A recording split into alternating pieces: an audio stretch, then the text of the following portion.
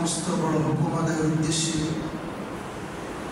পৃথিবীর সবচেয়ে সেরা স্থান, সবচেয়ে বরকতময় স্থান আল্লাহ তাআলার ঘর মসজিদে সমবেত হওয়ার তৌফিক দিয়েছে। এই জন্য দিল থেকে আল্লাহ তাআলা শুকর আদায় করব, আলহামদুলিল্লাহ। আল্লাহ তাআলা আমাদেরকে সৃষ্টি করেছেন তার বন্দেগী করার জন্য। যেহেতু আমরা আল্লাহ তাআলার বান্দা, আমাদের প্রধান কাজ হচ্ছে আল্লাহ তাআলার বন্দেগী করা, দাসত্ব ইখতিয়ার করা। তিনি কোরআন মাজিদে ইরশাদ করেছেন, ওয়া মা খালাকতুল জিন্না ওয়াল ইনসা ইল্লা লিয়াবুদুন। আমি তো জিন আর ইনসানকে সৃষ্টি করেছি আমার ইবাদত করার জন্য। হযরত মুফাসসিরিন کرام লিয়াবুদুনের অর্থ করে থাকেন লিয়ারিফুন, অর্থাৎ আমার বান্দা বান্দীরা যেন আমাকে চিনতে পারে, আমার পরিচয় লাভ করতে পারে। কারণ যে যাকে চিনে সে তাকে মানে, মানাটা সহজ হয়। এই জন্য সমস্ত আম্বিয়া কেরাম দুনিয়াতে এসে মানুষের দিলের পেছনে মেহনত করেছে, মানুষের সামনে আল্লাহ তাআলার একাত্মবাদ এবং তাওহীদের পরিচয় তুলে ধরেছে, মানুষ যেন তার খালিক ও মালিককে চিনতে পারে, মৃত্যুর পূর্বেই যেন আপন খালিকের সাথে সম্পর্ক কায়েম করতে পারে। তাই বন্দেগীর মাঝে নামাজ হলো বন্দেগীর বহিঃপ্রকাশের একটা ক্ষেত্র। নামাজের মাধ্যমে মানুষ আল্লাহ তাআলার বান্দা এই কথার বহিঃপ্রকাশ ঘটায়। নামাজের শুরু থেকে শেষ পর্যন্ত পুরোটাই এক আনুগত্যের বহিঃপ্রকাশ। তাকবীরে তাহরিমা থেকে নিয়ে সালাম ফিরানো পর্যন্ত আমি যে কিছুই না, আমি যে সবচেয়ে নিচু, এটাকেই প্রকাশ করা।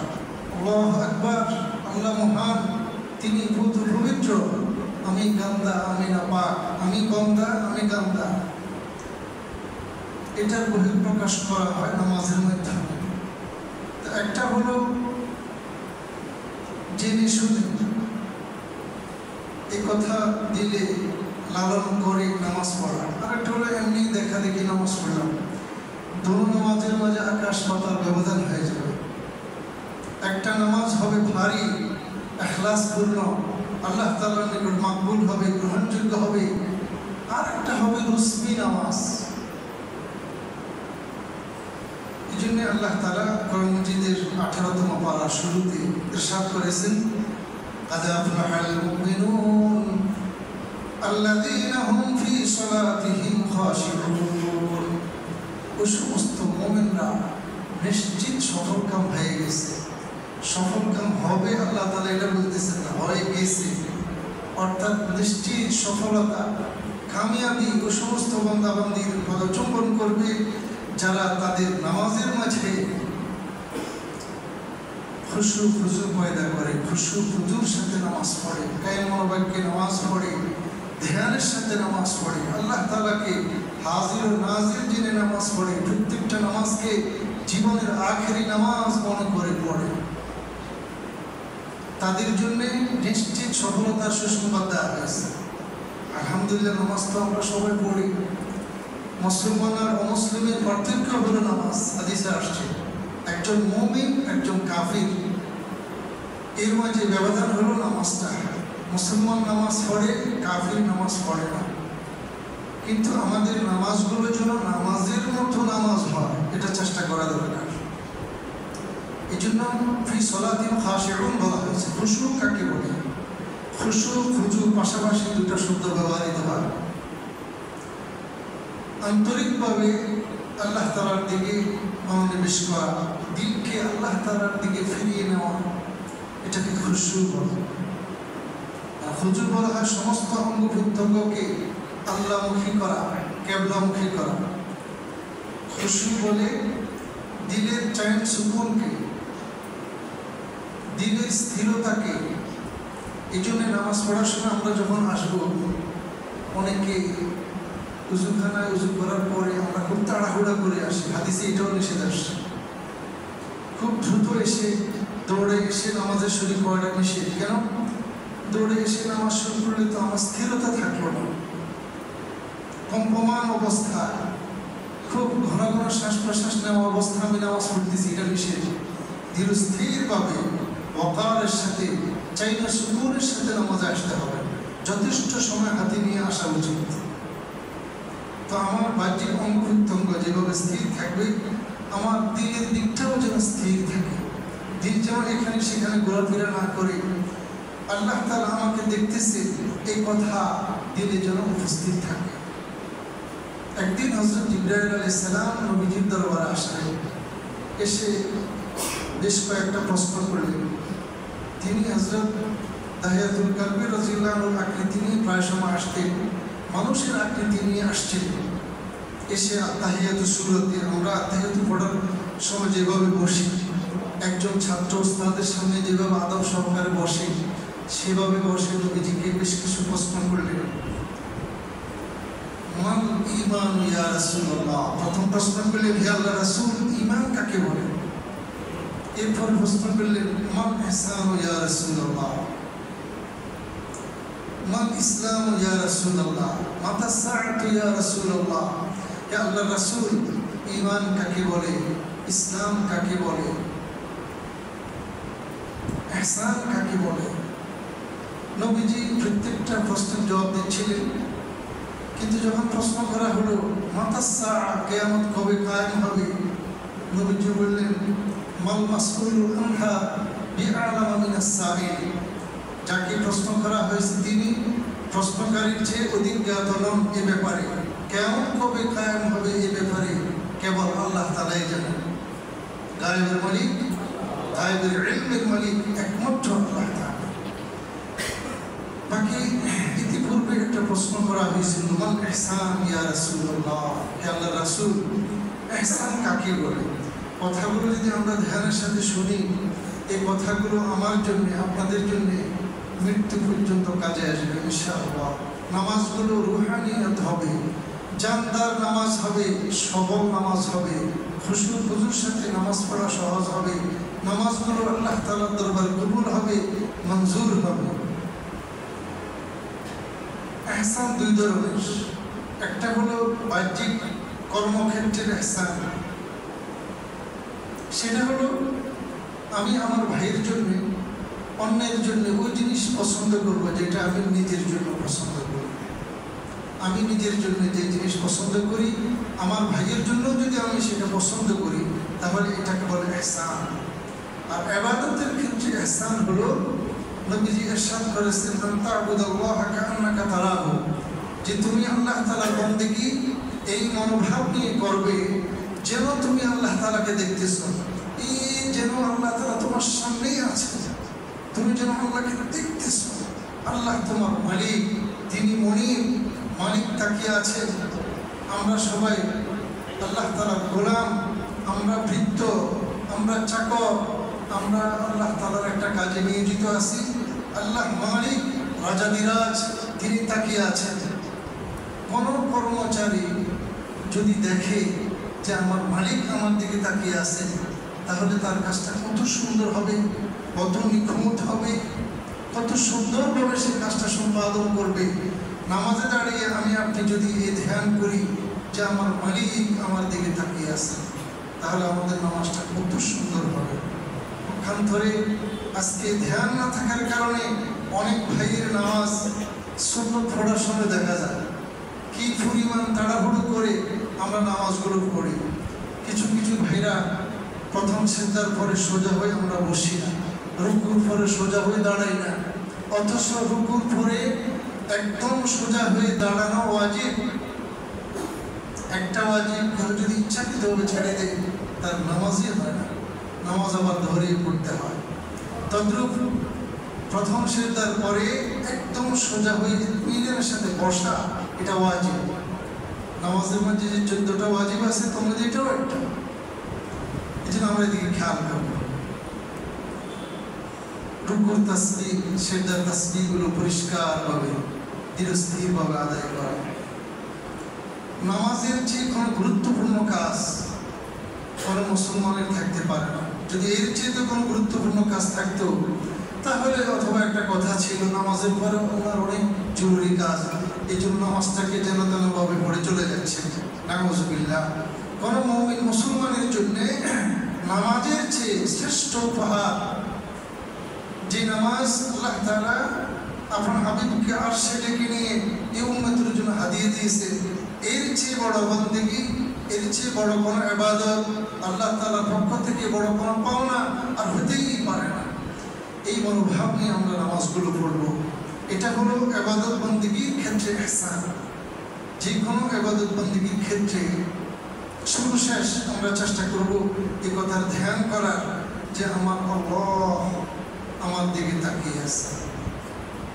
তা'বুদাল্লাহ কাআন্নাকা তারাহু ফাইন লাম তাকুন তারাহু ফাইন্নাহু ইয়ারাক। তুমি আল্লাহ তাআলার বন্দেগী এভাবে করো যেন তুমি আল্লাহকে দেখছো। আচ্ছা, যদি তোমার এই মন মানসিকতা না থাকে, তুমি সে অবস্থা করতে না পারো, কমপক্ষে এটা মনে করো যে আল্লাহ তো তোমাকে দেখতেছে।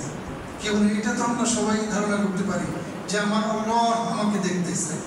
এই মনোমানসিকতা নিয়ে আমরা নামাজ পড়ার চেষ্টা করব, তাহলে নামাজগুলো সবল হবে, জানদার হবে, নামাজের মাঝে খুশু পাওয়া যাবে। আল্লাহ তাআলা যে সুসংবাদ দিয়েছেন আমরা এই সুসংবাদ ইনশাআল্লাহ প্রাপ্ত হব, এটার অধিকারী হব। আদা আফলাহাল মুমিনুন আল্লাযীনা হুম ফী সালাতিহিম খাশিউন।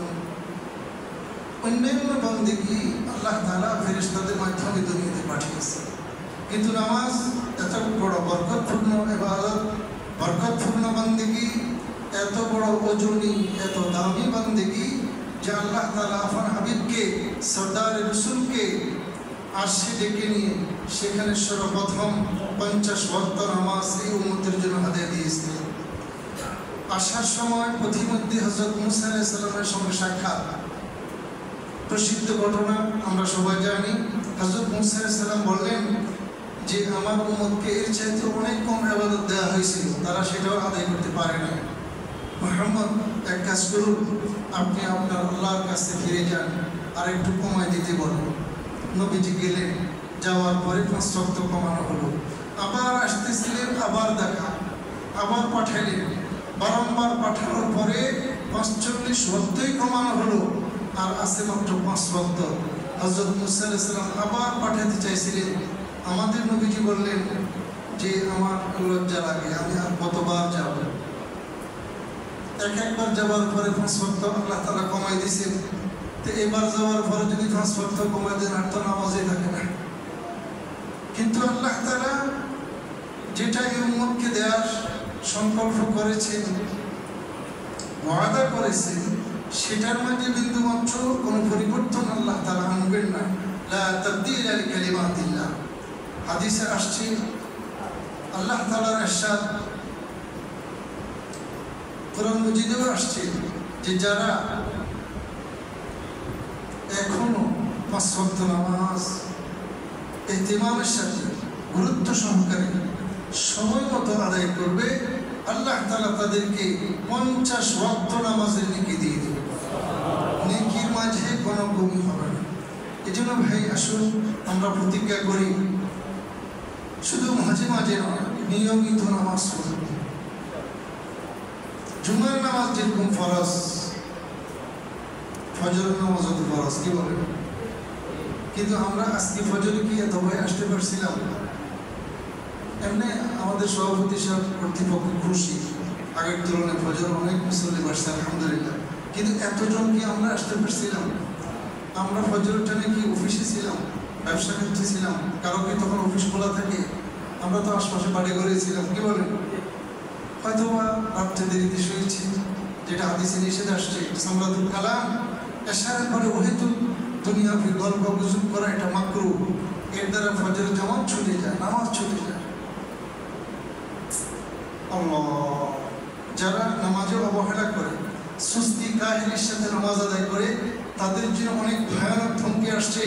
ওয়াইল একটা স্থান আছে জাহান্নামের মাঝে, একটা স্তর এত মারাত্মক যে অংশ থেকে জাহান্নামের অন্যান্য অংশ প্রতিদিন 700 বার পানা যায়, ওই নামাজে অবহেলাকারীদেরকে নাউযুবিল্লাহ সে অংশে ফেলা হবে।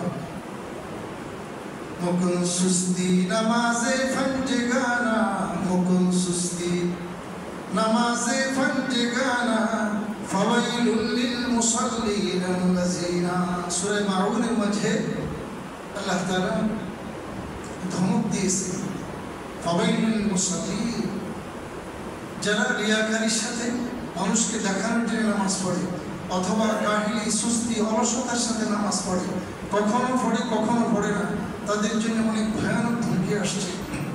আল্লাহ তাআলা আমাদেরকে হেফাজত করে।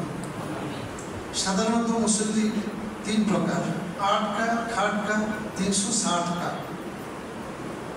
কিছু ভাইরা আমরা আছি শুক্রবারের নামাজটা না পড়লে কেমন লাগে, জুমার নামাজ কমপক্ষে জুমার নামাজটা পড়া দরকার, অন্যদিন হয়তো সময় পাই না, ব্যবসার ব্যস্ততা।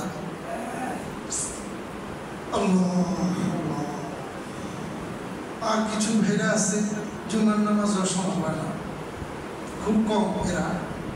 এরা আমার জানাজার নামাজে শরীর হয়। আত্মীয় স্বজন কেউ মারা গেলে, আমার আত্মীয় মারা গেছে, বেয়াই মারা গেছে, যদি একটু জানাজাতে না যায় এটা কেমন হয়, চলো জানাজাটা পড়ে এসে।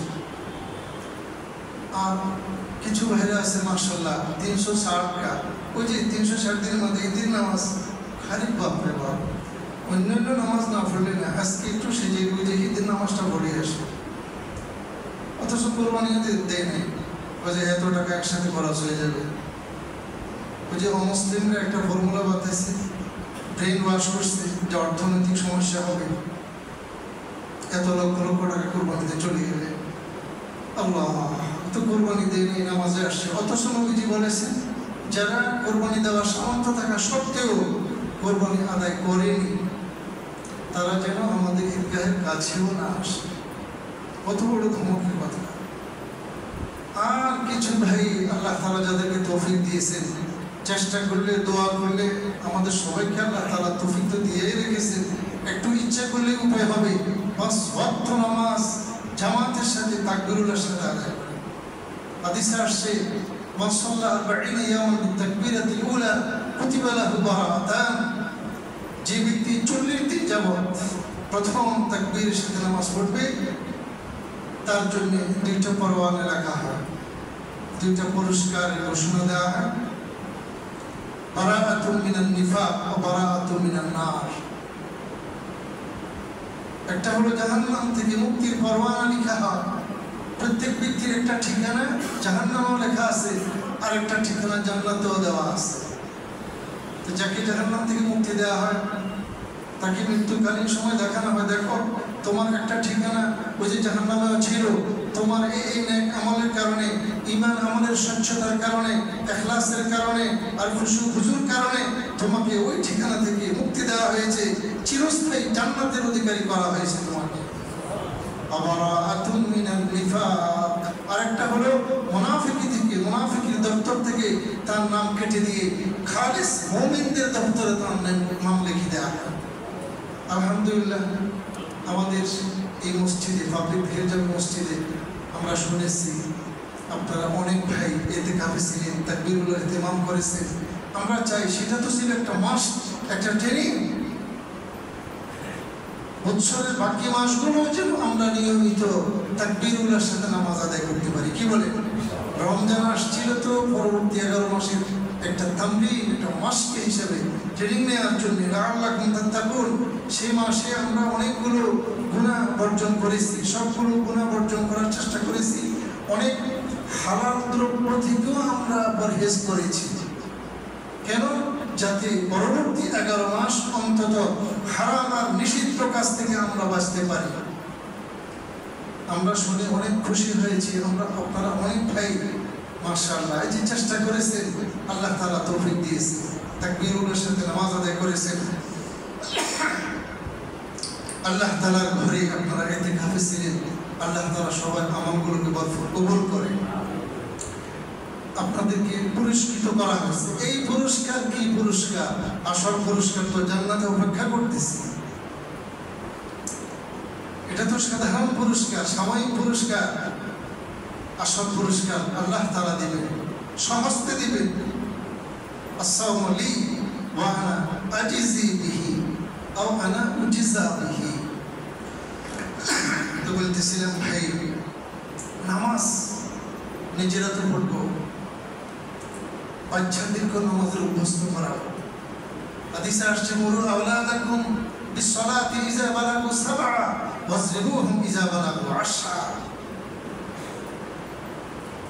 তোমরা তোমাদের সন্তান সন্ততিদেরকে নামাজের আদেশ করো যখন তারা ৭ম বছরে পদার্পণ করে। ওয়াজরিবুহুম ইযা বালাগু আশরা,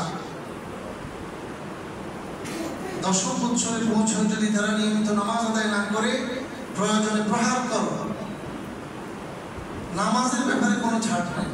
দেখুন, কোনো ব্যাপারে শরীয়ত এটা বলে না যে মারধর করো, মারো, প্রহার করো, ধমকাও। কিন্তু নামাজ এত বড় গুরুত্বপূর্ণ ইবাদত, নামাজের ব্যাপারে বলেছে যে প্রয়োজনে প্রহার করো, তবু নামাজ যেন তারা না ঠকে, আল্লাহ তার হুকুম যেন ভঙ্গ না করে। আচ্ছা, 7 বছর বয়সে অথবা 10 বছর বয়সে নামাজ কি সাধারণত ফরজ হয়? ফরজ হয় না। কিন্তু শরীয়ত এত কঠিন কেন, এত কঠোর অবস্থান? এই জন্যে যেন ফরজ হওয়ার পরে এক ওয়াক্ত নামাজও আমার এই অধীনস্থরা নষ্ট না করে। ছোটকালে যদি আমি তাদেরকে অভ্যস্ত করে দিই যে কোনো ব্যাপারে, তো বড় হলে অটোমেটিক সেইটা করতে থাকবে, অটোমেটিক। আর বাংলাতে একটা প্রবাদ বাক্য আছে, কাঁচায় না নোয়ালে বাস, পাকলে করে টাস টাস। আপনি কাঁচা থাকা অবস্থায়, নরম থাকা অবস্থায় বাঁশকে যদি বাঁকা না করেন, বেতের লাঠি আছে না, আমাদের মুরব্বীরা ব্যবহার করে, এক মাথা একটু বাঁকা থাকে না, তো সেটাকে আগুনে ছেঁক দিয়ে কাঁচা অবস্থায় বাঁকা করা হয়, অথবা বাঁকাকে সোজা করা হয়। খালি কাঁচা অবস্থায় যদি বাঁকাকে সোজা না করা হয়, সোজাকে প্রয়োজনে বাঁকা না করা হয়, বেঁকে যাওয়ার পরে আমি আপনি যদি বাঁকা করতে চাই অথবা বাঁকাকে সোজা করতে চাই, সেটা ভেঙে যাবে। আর ইলমু ফিস সিগার কাল-মাশি আলাল হাজার, হাদিসে আসছে ছোটকালের শিক্ষা এটা পাথরের উপর অঙ্কন করার মতো। ছোটকালে আমি আপনি আমাদের অধীনস্থদেরকে যেটা শিক্ষা দেব হাতে কলমে, এটা তাদের হৃদয়গ্রাহী হয়ে যাবে, দিলে বসে যাবে, এটা আর কখনো বুঝবে না। এই জন্য আসুন আমরা আমাদের সন্তানদেরকে কোরআনী শিক্ষা শিক্ষিত করব। অন্তত প্রাথমিক শিক্ষাটা ইসলামী শিক্ষায় শিক্ষিত করব। এরপরে আমি আমার সন্তানকে ডাক্তার বানাই, প্রফেসর বানাই অথবা ইঞ্জিনিয়ার বানাই, কোনো সমস্যা নেই। বিদ্যা শিখবে, সব তো আল্লাহ তাআলারই বানানো সমস্ত ভাষা। কিন্তু প্রাথমিক শিক্ষাটা যদি আমি তাকে দ্বীনি শিক্ষায় সমৃদ্ধ করি, প্রয়োজনীয় ইলমে দ্বীন শিখিয়ে দিই, তাহলে আমার এই সন্তান যদি কোনো অমুসলিম রাষ্ট্রেও বসবাস করে, সে কখনো নাস্তিক হবে না, মুরতাদ হবে না, ইসলামের বিরুদ্ধে তার মুখ থেকে কোনো কথা বের হবে না। এই যে দেখুন, রাসূলের বিরুদ্ধে কথা বলতেছে, বাংলাদেশে বসে, মুসলিম সংখ্যাগরিষ্ঠ দেশে বসে কিরকম স্পর্ধা দেখাইতেছে, রাসূলকে গালিগালাজ করতেছে, সাথে রাসূল যাদের বিচার হলো ডাইরেক্ট ফাঁসি দেওয়া, কোনো ক্ষমা নাই এদের। তাসলিমা নাসরিন এদেশে ছিল, আহমদ শরীফরা এদেশে ছিল। তাওহীদি জনতা যখন গর্জন দিয়েছে, জুতার ঝাড়ু নিয়ে যখন বের হয়েছে, তখন এদেশ থেকে ন্যাস লুটিয়ে ভাগতে তারা বাধ্য হয়েছে। এখনো যারা নবীজির বিরুদ্ধে কটূক্তি করতেছে, আমরা তাওহীদি জনতা যদি জাগ্রত হই, সোচ্চার হই, এদের জায়গা বাংলার মাটিতে হবে না। সরকার বাহাদুরকে আমরা বলবো, যারা নবী রাসূলের বিরুদ্ধে এ বাংলার জমিনে বুকে কোনো কথা উচ্চারণ করবে, তাদের দ্রুত পাকড়াও করে আইনের আওতায় আনতে হবে, নতুবা সরকারও টিকবে না। বাংলাদেশের জনগণ যেটা সিদ্ধান্ত নিবে, যেহেতু এটা মুসলিম রাষ্ট্র আর ইসলামের পক্ষে সিদ্ধান্ত নেওয়াটাই স্বাভাবিক, ইসলামের বিরুদ্ধে কোনো কাজ করে, কোনো আইন পাশ করে, এই দেশে কেউ টিকবে না। ইনশাআল্লাহ এ ব্যাপারে আমাদের সবাইকে সোচ্চার থাকতে হবে। তো বলতেছিলাম, আমাদের সন্তানদেরকে প্রাথমিক শিক্ষাটা আমরা ইসলামী শিক্ষা শিক্ষিত করব, তাহলে এরা পৃথিবীর যে কোনো প্রান্তে যাক, কখনো ইসলাম বিরোধী কোনো আকীদা তারা পোষণ করবে না, ইসলামের বিরুদ্ধে কোনো কথা তাদের মুখ থেকে বের হবে না। সকালবেলা আপনি যেটা নাস্তা করবেন দিনের শুরুতে, এরপরে আপনি যত কিছু খাওয়া দাওয়া করেন, আপনার যদি ঢেকুর আসে ওই প্রথম যে খাবারটা খেয়েছিলেন সেটারই গ্রাম বের হবে। তদ্রূপ আমরা যদি আমাদের সন্তানদেরকে প্রাথমিক শিক্ষাটা কোরআন হাদিসের শিক্ষা, অন্তত এতটুকুন জ্ঞান তাদেরকে প্রদান করতে পারি, যেতটুকুন জ্ঞান লাভ করলে পরে তারা 24 ঘন্টা জীবন আল্লাহ তাআলার হুকুম মতো কাটতে পারে, নবীজির আদর্শ অনুযায়ী জীবন বাস্তবায়ন করতে পারে, এতটুকু ইলমি দ্বীন শিক্ষা করা এবং শিক্ষা দেওয়া প্রত্যেকের উপর ফরজ আইন। এরপরে আপনার যা ইচ্ছা তাই তাকে বানান, যে কোনো ডিগ্রি সে অর্জন করুক, কোনো সমস্যা নেই। দার্শনিক আল্লামা ইকবাল রহমতুল্লাহ আলাইহি এই কথাটাই বলেছিলেন, তুম শৌক সে কালিজ মে পড়ো, तुम शौक से कॉलेज में पढ़ो, चरखे में झूलो, मगर अल्लाह और उनके रसूलों को न भूलो। তোমরা অত্যন্ত আনন্দ চিত্তে কলেজ ভার্সিটিতে লেখাপড়া করো, যে কোনো বিশ্ববিদ্যালয়ে লেখাপড়া করো, কোনো সমস্যা নেই, কিন্তু মুয়াজ্জিন যখন আল্লাহু আকবার বলে, যখন তাকবীর ধ্বনি দেয় যে আল্লাহ মহান, হাইয়া আলাল ফালাহ, তোমরা সফলতার দিকে আসো, নামাজকে আল্লাহ তাআলা সফলতার বস্তু, সবচেয়ে বড় সফলতা হিসেবে প্রদান করেছেন। আসো তোমরা সফলতার দিকে আসো। প্রতিদিন 5 বেলা মুয়াজ্জিন সাহেব মাইকে আমাদেরকে আহ্বান করতেছেন, আসুন সফলতার দিকে আসুন। তো যারা আজানের সাথে সাথে দুনিয়ার সমস্ত ব্যস্ততা গুছিয়ে মুয়াজ্জিন এটাকে সাড়া দেয়, তারাই হলো কামিয়াব। قد أفلح المؤمنون الذين هم في صلاتهم خاشعون। দেখুন আমাদের সামনে বেশ কিছু ঘাঁটি আছে। একটা হলো সাকরাতুল মউত, মৃত্যু যন্ত্রণার ঘাঁটি, একটা হলো কবরের ঘাঁটি, একটা হলো হাসর ময়দানের ঘাঁটি, একটা হলো ফুলসিরাতের ঘাঁটি। মৃত্যু যন্ত্রণা কি জিনিস? যার মৃত্যু হয় সে ব্যক্তি ছাড়া পৃথিবীর কেউ সেটা অনুভব করতে পারে না, কিছুটা আঁচ করতে পারে আশপাশে যারা থাকে। হাদিসে আসছে নাফরমান, ফাসিক, ফুজ্জার, তাদের যখন রূহ বের করা হয় এত কষ্ট হয়। একটা জীবন্ত বকরির উপর 100 ধারালো তরবারি দ্বারা আঘাত করলে, একসাথে আঘাত করলে ওই বকরি যেই পরিমাণ কষ্ট হবে তার চেয়ে বেশি কষ্ট হয় একজন নাফরমানের রূহ বের হওয়ার সময়। নাউজুবিল্লাহ।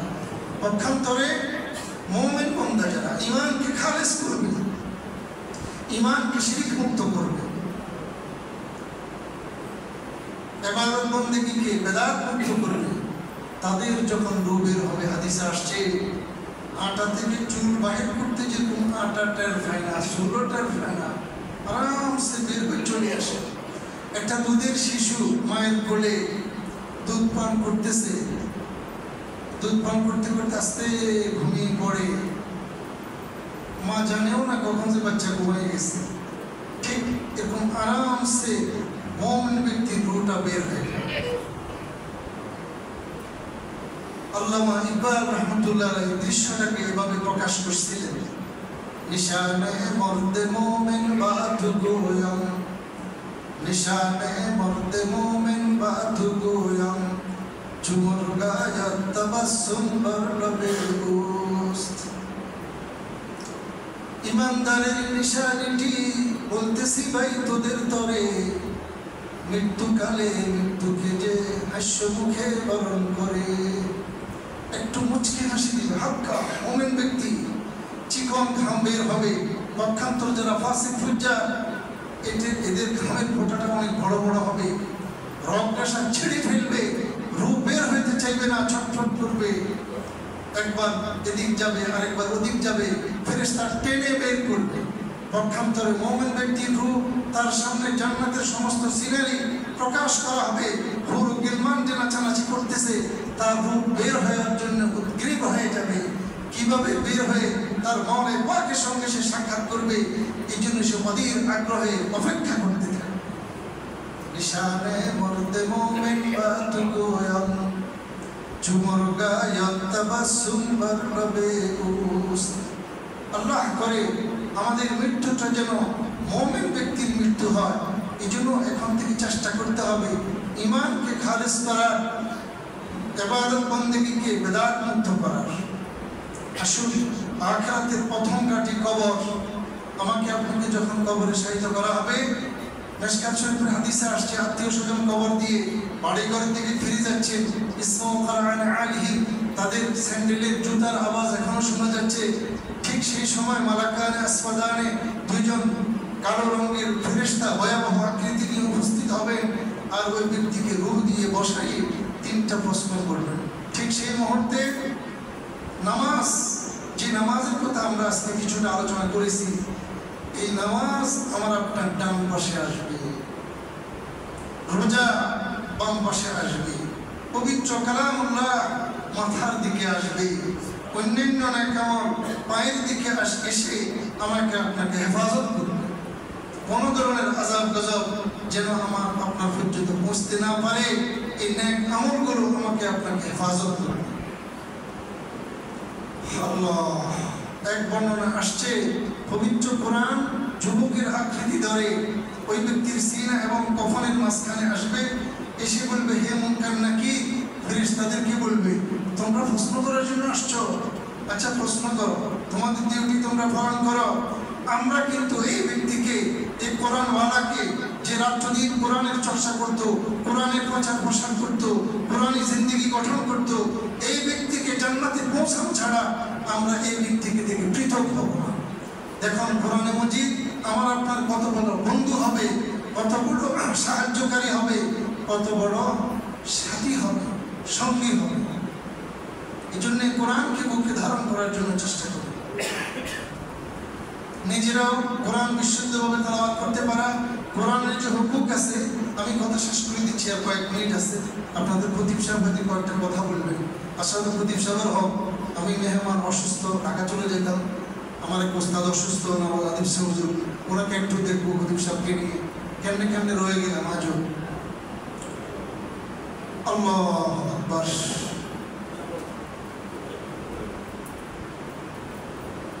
কোরআনী জিন্দেগি গঠন করা, নিজেরাও কোরআন শিখবো। অনেকখানি বয়স্ক কোরআন শিক্ষার ব্যবস্থা আছে, শিখার কোনো বয়স নেই, যেই কোনো বয়সে শিখা যায়।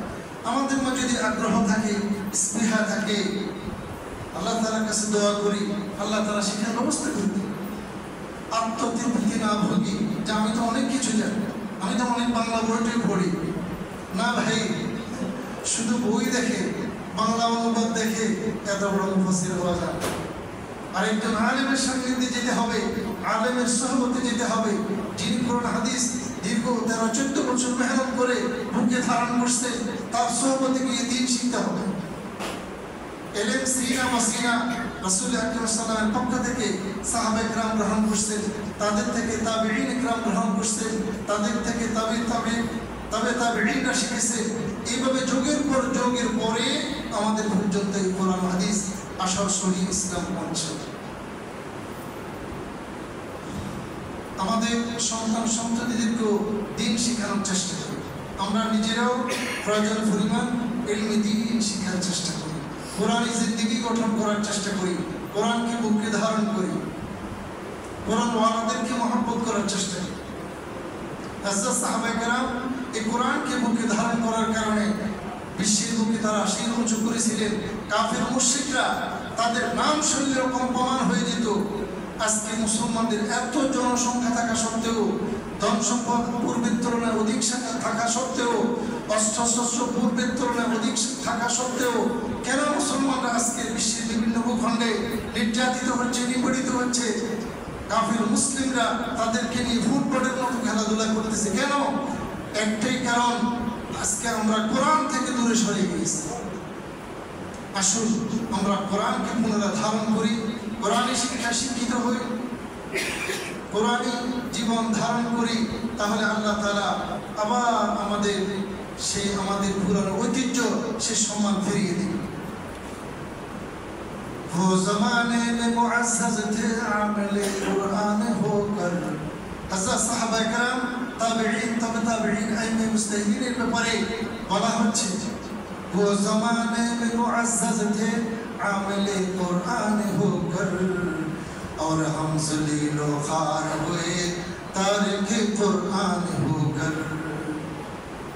তারা সম্মানিত ছিলেন কোরআন নিয়ে। আমরাও যদি কোরআন নিয়ে দাঁড়িয়ে যাই, কোরআনের পক্ষে থাকি, আল্লাহ তাআলা আমাদেরকেও দুনিয়া আখিরাতে সম্মানিত করবেন এবং চমকিয়ে দিবেন।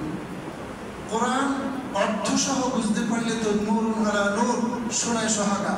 শুধু সহি শুদ্ধভাবে পড়তে পারা, নিয়মিত তেলাওয়াত করা, এটাও স্বতন্ত্র একটি ইবাদত।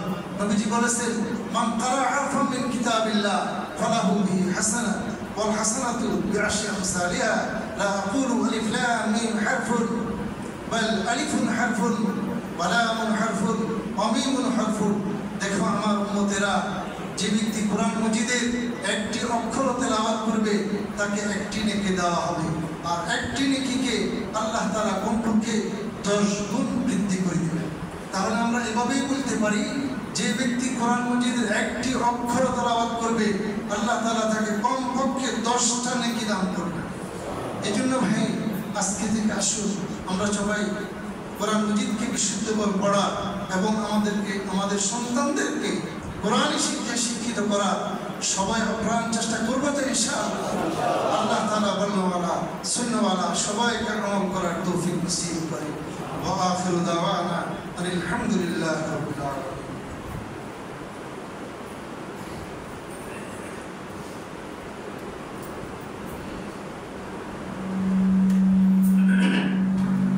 আসসালামু আলাইকুম ওয়া রাহমাতুল্লাহ।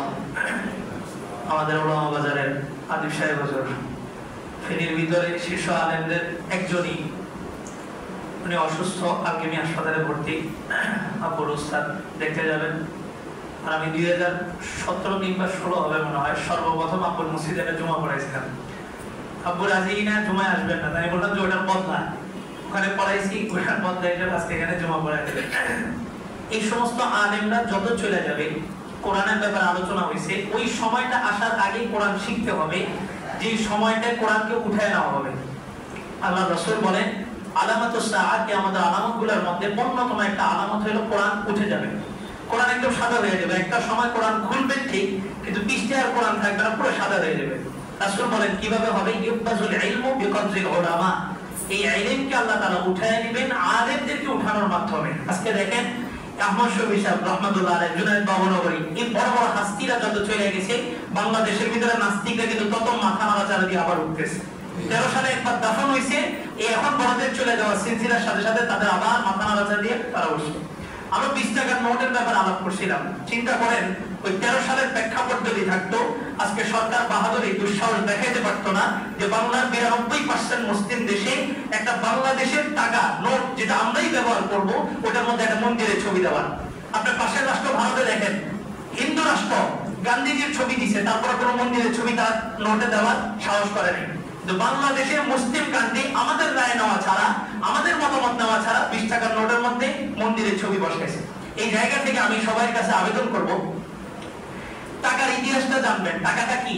আমরা যে নোট ব্যবহার করি, নোটের উপরে লেখা থাকে, চাহিদা মাত্রই ইহার বাহককে দিতে বাধ্য থাকিবে। লেখাটা দেখছেন?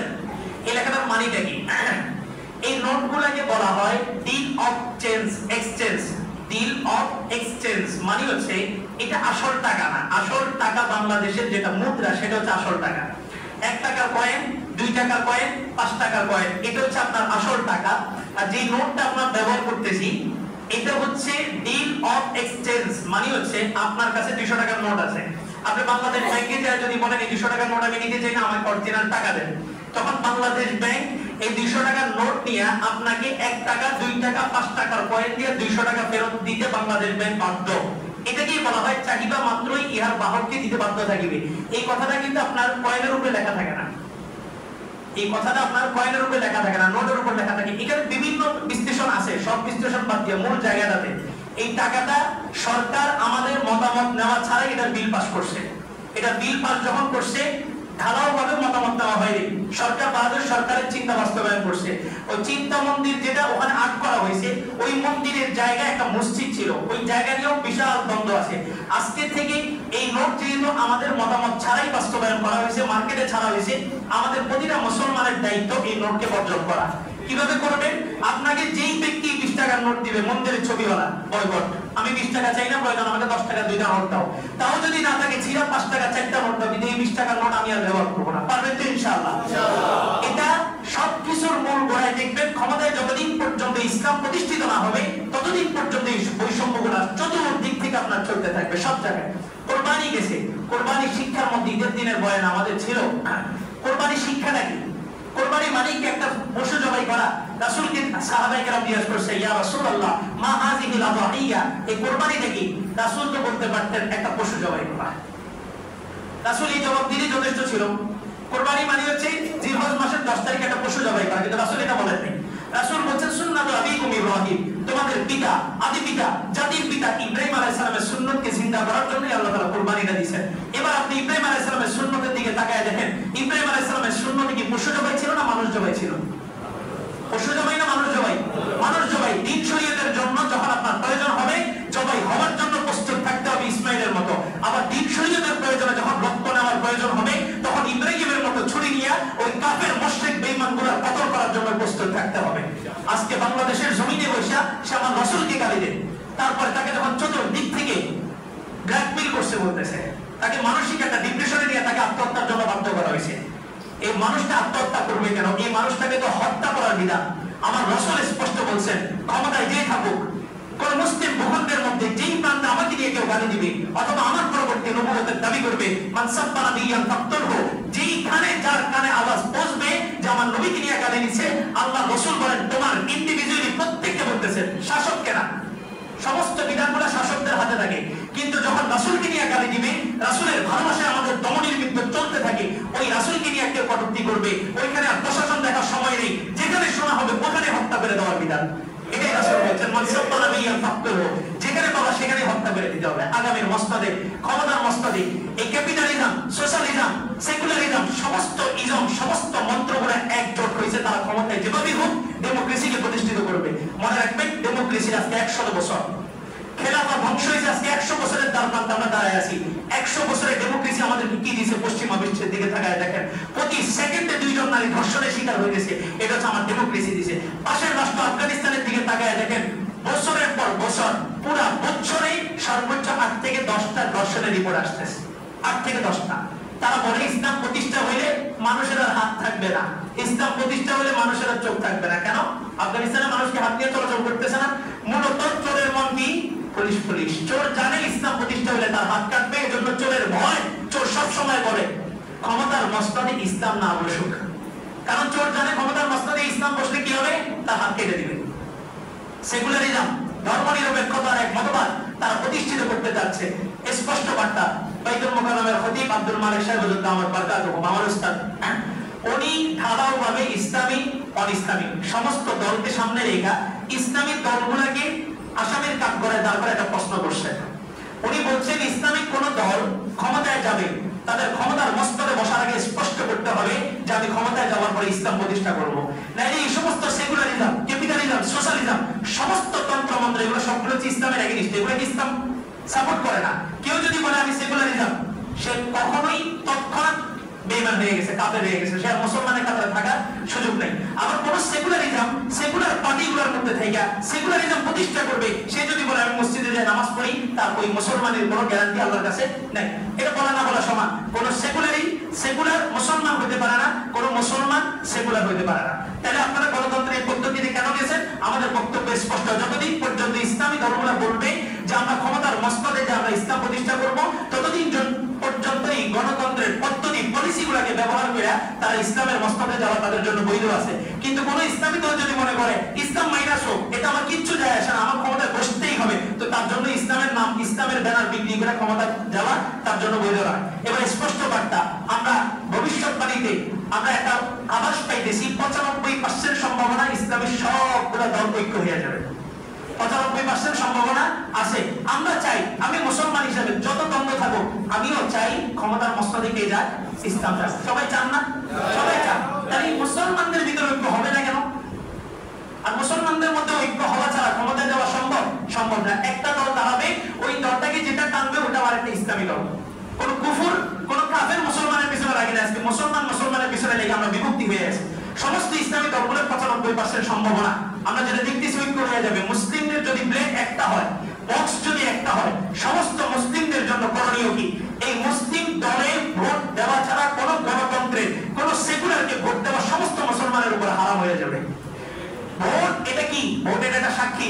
আপনি কাকে সাক্ষী দিচ্ছেন? এই ভোট এটা আমানত। এটা সম্পর্কে আল্লাহর কাছে জবাব দিতে হবে। আলা কুল্লুকুম রাঈন ওয়া কুল্লুকুম মাসউলুন আন রাঈয়াতি। অধীনস্থ সবাই এটা আল্লাহর কাছে জবাব দিতে হবে। এইজন্য মনে রাখবেন, যত বৈষম্য, যত দ্বন্দ্ব, সবকিছু চলমান। এই গণতন্ত্র, এই ডেমোক্রেসি কোনোদিন মানুষের শান্তি প্রতিষ্ঠা করতে পারে নাই। আমাদের লম্বা জুমার আলোচনা গেলে গেছে, ইতিহাসের পাতা ফিরে দেখেন মুসলমানদের শাসন আমল কেমন ছিল। এক বোনের আত্মনাথ মোহাম্মদ বিন কাসেম 17 বছরের টকটকে যুবক, তার পুরো কাফেলা নিয়ে এসে ভারতবর্ষে সিন্ধুর উপর অভিযান করছে। অভিযান করে বোনকে ওখান থেকে জেলের প্রকোষ্ঠ থেকে, জালেমের প্রকোষ্ঠ থেকে বের করে এনে আল্লাহর কাছে বলছে, আল্লাহুম্মা ক্বাদ আতাইতু ফারজি। এ আল্লাহ, আমি আমার ফরজ দায়িত্ব পালন করছি। আজকে আবিয়া সিদ্দিকী, তখনকার সময় মুসলমানের সংখ্যা কত ছিল? তখনকার সময় পুরো মুসলিমদের ভিতরে, পুরো পৃথিবীর ভিতরে মুসলিম কান্ট্রি কয়টা ছিল? আজকে পরে 200 কোটি মুসলমান, পরে 200 কোটি মুসলমান, 60টা মুসলিম কান্ট্রি আছে। একজন ডাক্তার আবিয়া সিদ্দিকী বাঁচাইতে পারেনি। এতগুলা কাপুরুষ আমরা এখানে বসবাস করতেছি। এটা ঠিক কি আমাদের জন্য? আজকে রাসূলকে নিয়ে গালি দেওয়া হইতেছে 15 মিনিট। আপনার মুসলিম ভূখণ্ডের মধ্যে গালি দেওয়া হইতেছে। আপনার মুসলিম প্রশাসক তাদেরকে কি করতেছে? সাপোর্ট দিতেছে। 2013 সালে যখন বিপ্লব নামছে, সরকার কি করলো? সব নাস্তিকগুলোকে অ্যারেস্ট করছে। আমরা মুসলমানরা খুশি? অথচ সরকার তাদেরকে অ্যারেস্ট করার মাধ্যমে তাদেরকে প্রটোকল নিশ্চিত করছে, তাদের নিরাপত্তা নিশ্চিত করছে। বহির্বিশ্বের মানুষকে বলেছে, না, এই নাস্তিকগুলোকে আমি আমার নিরাপত্তায় নিয়ে আসছি না। ওই সময় সবগুলো সাইজ হয়ে যেত। এই জন্য মনে রাখবেন, আমার ইসলাম নিয়ে কেউ কথা বলবে, কোন দলের কোন মন্ত্রী কথা বলবে, এই সময় আইসা আমরা দেখতেছি বিভিন্ন দলের মন্ত্রীরা প্রকাশ্যে ইসলাম বিদ্বেষী কথাবার্তা বলতেছে, প্রকাশ্যে আমার কোরআন বিরোধী কথা বলতেছে। ওই স্বপ্ন যদি দেখেন, এই মন্ত্রীগুলোকে দিয়া, এই লোকগুলোকে দিয়ে আপনার ক্ষমতার আসনে বসবেন, তো আপনি প্রকাশ্যে বসবাস করতেছেন। ওই দিন শেষ। আমরা জিয়াকে দেখছি, জিয়ার ইতিহাস পড়ে, জিয়ার মতো 10টা সৈনিক তৈরি করেন, তারপরে নির্বাচনের কথা বলে সব লুটতরাজ, ধান্দাবাজ, চাঁদাবাজি সবগুলো দিয়ে আপনার মন্ত্রিত্ব করছেন। আপনার মন্ত্রীরা প্রকাশ্যে বসে আমার ইসলাম নিয়ে কথা বলতেছে, আপনার দলীয় কোনো বক্তব্য নাই কেন? আপনার মন্ত্রীরা আমার ইসলাম নিয়ে কথা বলে, আমার রাসূলকে নিয়ে কথা বলে, আপনার দলীয় বক্তব্য কোথায়? আপনার দলীয় বক্তব্য যদি না থাকে, তো এই সমস্ত নেতা মন্ত্রীর বক্তব্যকে দলীয় বক্তব্য দহিরা আমরা সমস্ত মুসলিম তাওহীদি জনতাকে বলবো, এই সেকুলারিজম দলগুলোকে বয়কট করতে হবে, বর্জন করতে হবে। আগামীতে জুলাই বিপ্লবে, এই জুলাইয়ের মধ্যে যে সমস্ত শহীদদের রক্ত গেছে, এই শহীদদের রক্তের একটাই চেতনা, প্রতিটা মানুষের মধ্যে থেকে যেন বৈষম্য দূর হয়। এই চেতনা বাস্তবায়ন ইসলাম খেলাফতে যাওয়া ছাড়া অসম্ভব। ইসলামী হুকুমত, ইসলামী খেলাফত প্রতিষ্ঠা হওয়া ছাড়া এটা অসম্ভব। প্রত্যেকটা মুসলমানের ইমানি দায়িত্ব হলো, যত যাই কিছু হোক, ইসলামী খেলাফত যেন কায়েম হয়, খেলাফতের পথে কাজ করা। যে সমস্ত ধর্মরা ইসলামী ব্যানারে কাজ করতেছে, এদেরকে সাপোর্ট দেওয়া, সাহায্য করা। আপনি এদেরকে মাইনাস করে, এদের বিভিন্ন দোষত্রুটি থাকতে পারে, এদের দোষত্রুটিকে ধরে আপনি কি প্রমাণ করতেছেন? এরা ক্ষমতায় না যাক, এটা সেকুলার ক্ষমতায় যাক, এটা আপনার মুসলমান হিসেবে লজ্জা ফেলা দরকার। আগামীতে যদি মুসলমানদের মধ্যে ঐক্য হয়, তো আমাদের স্পষ্ট বার্তা, কোন মুসলমানের জন্য ইসলামী দলকে মাইনাস করে গণতন্ত্রের কোন দলকে ভোট দেওয়া না যায়, সম্পূর্ণ হারাম হবে। আর মুসলমানরা যদি তাদের ঈমানকে হেফাজত করতে চায়, সমস্ত মানুষ যদি তাদের হকগুলো পাইতে চায়, সে হিন্দু হোক, বৌদ্ধ হোক, খ্রিস্টান হোক, আমার ইসলাম এমন এক পদ্ধতি দিছে, এই পদ্ধতির মাধ্যমে সমস্ত দলের, সমস্ত মানুষের হক আদায় নিশ্চিত হবে। আন্দাজে দেখা গেছে, বিগত আমরাও যেটা দেখছি, আগামীতেও সেটা দেখবো। 54 বছর পর্যন্ত সমস্ত তন্ত্রমন্ত্র দেখছি। এবারের একটাই কথা, সব তন্ত্রমন্ত্র দফন হোক, কোরআনের মন্ত্রের সংসদে কায়েম হোক। রাজি আছেন তো ইনশাআল্লাহ? আল্লাহ তাআলা সবাইকে কথাগুলো বোঝা, আমল করার তৌফিক দান করুন। যারা কবলা জুমা 4 রাকাত সুন্নাত পড়েন, ছোট্ট একটা মসজিদে আপনারা 2 বার আসছেন, তো আমি সভাপতি হিসেবে হাতের মাধ্যমে ছোট্ট একটা হাদিয়া না করে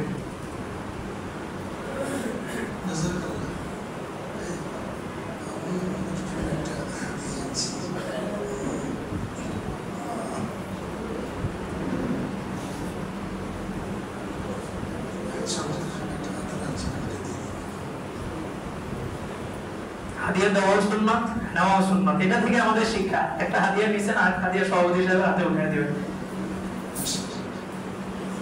জি জি, যারা পড়লো তোমার 4 রাকাত সুন্নাত পড়ে নিয়েছে।